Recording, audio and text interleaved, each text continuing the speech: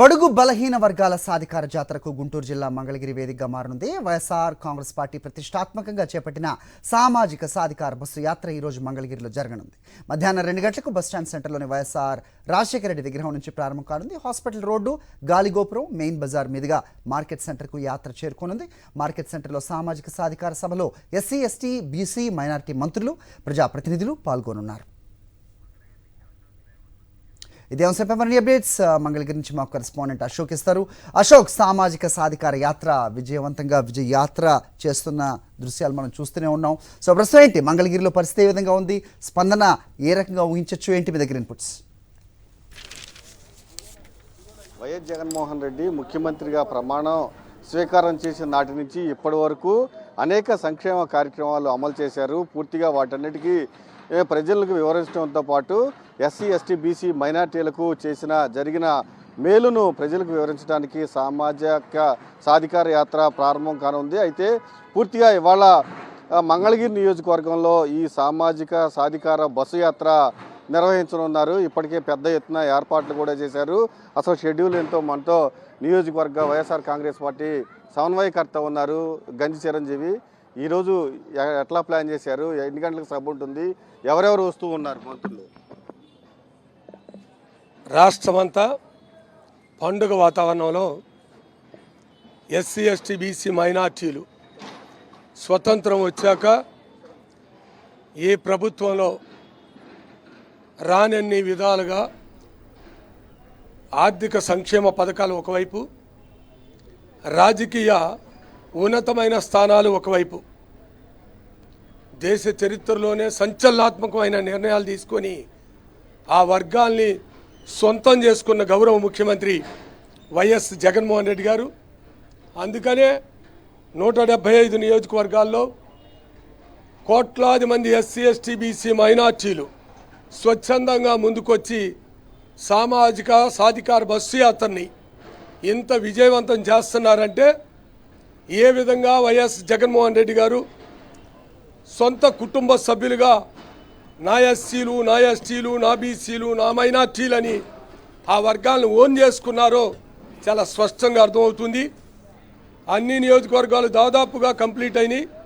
ఈరోజు మంగళగిరి నియోజకవర్గం అత్యంత భారీ ఎత్తున, ఎందుకంటే ఈ నియోజకవర్గంలోనే గౌరవ ముఖ్యమంత్రి వైఎస్ జగన్మోహన్ రెడ్డి గారు పరిపాలన సాగిస్తున్న నియోజకవర్గం.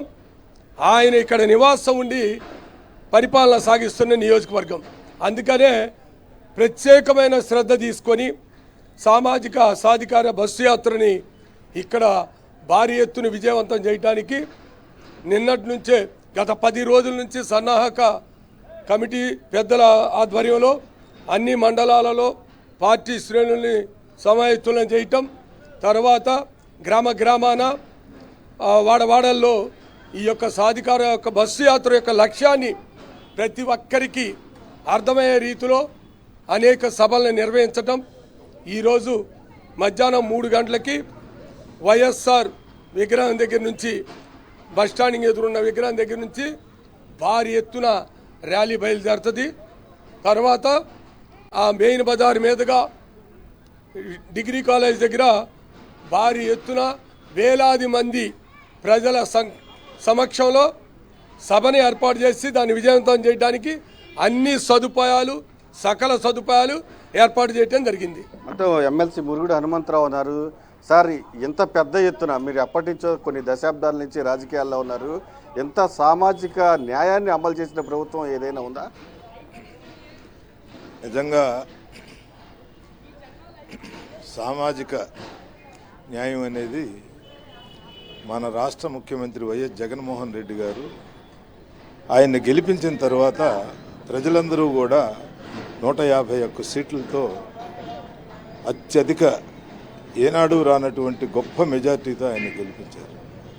ఆయన తీసుకున్నటువంటి నిర్ణయం ఏంటంటే ఇవాళ పరిపాలనా విధానం అంతా కూడా బీసీ, ఎస్సీ, ఎస్టీ, మైనార్టీ వాళ్ళని మంత్రులుగా ఆయన పైనుండి పరిపాలనా విధానం మొత్తం కూడా ఈనాడు వెనుకబడినటువంటి తరగతుల ద్వారానే జరుగుతుందనే విషయాన్ని మనందరం కూడా గ్రహించాలి. ఖచ్చితంగా జరుగుతున్న 70% మంత్రులు కానీ అధికారాలన్నీ కూడా మరి వీళ్ళ చేతిలోనే ఉన్నాయి. పరిపాలన అంతా కూడా ఆ రకంగానే కొనసాగిస్తున్నారు. ముఖ్యమంత్రి గారి ఆలోచన ఏంటంటే సమాజంలో అట్టడుగునున్నటువంటి ప్రజానీకానికి సామాజికంగా రాజకీయంగా కూడా అభివృద్ధి చెందాలి అని అనుకున్నప్పుడు ఆయన తీసుకున్నటువంటి నిర్ణయాల్లో భాగంగా ఉచితంగా రైతులు దగ్గర నుంచి అట్లానే పేద వర్గాలందరికీ కూడా విద్య వైద్యం పూర్తిగా అందుబాటులోకి తీసుకొచ్చాడు. ఆ తీసుకొచ్చినటువంటి దాంట్లో రాజకీయంగా కూడా వాళ్ళని పెంచాల్సినటువంటి అవసరం ఉంది. ఈ మూడు, ఎందుకంటే ఆరోగ్యంగా మనిషి ఉండాలి, అందరూ చదువుకోవాలి, ఇది మొత్తం కూడా ప్రభుత్వ సహకారంతోనే జరగాలి. ఈ రెండు కూడా అట్లానే ఇవాళ రాజకీయంగా కూడా అభివృద్ధి చెందినప్పుడు సమాజంలో పేదరికం నిర్మూలన జరుగుద్ది. ఒకటి, పేదరికంలో మార్పు రావాలి. ప్రతి ఒక్కళ్ళు కూడా మరి చదువుకొని ఇంజనీర్లు అయినప్పుడు వాళ్ళ కుటుంబాల్లో కూడా మార్పులు వచ్చేటటువంటి అవకాశం ఉంటుంది అనేది ఆయన తీసుకున్నటువంటి ప్రధానమైనటువంటి అంశం.